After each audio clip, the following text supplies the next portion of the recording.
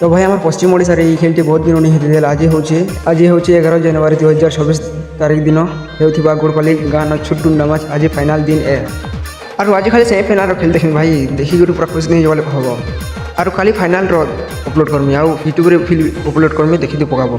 और यहाँ एंता खेलते है भाई क्रिकेट और फुटबॉल जिंदा टिके मझे मझे जिंदा बोरिंग लगसी नहीं है यहाँ एंता बोरिंग जिनिस है भाई पूरा 1 मिनट का देने पार्बो एंता खेलते यहाँ बोले तो बोरिंग रो ना नहीं रही और आज सेमिफाइनाल थी आम गाँव संगे आमदोर संगे सेमिफाइनाल थी और यहाँ कंटेस्ट मैच चलती भाई पूरा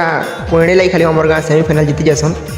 और ये टाइम हिसाब भाई 30 मिनट कि 40 मिनट हिसाब खेल जहाँ गुरुत्वपूर्ण से जीतल आमर गाँव बेस्ट प्लेयर गोली वाले के देखो इटा छेकू वाले भी 3टा मैन थे भाई मझे छुनिया जब गोल बोले 2 पॉइंट मिलसी और आगे पॉइंटे मिलसी आम धर प्लेयर मन के भी देखो पूरा डेंजर टाइप भाई पूरा खतरनाक है ईमान के पूरा मस्त खेलते भाई पूरा खुश लगी जाए ईमान के गोले ईमान गाँव सब मस्त खेलन भाई यहाँ खाली पॉइंटे लगे हारी गली रिजल्ट देखनी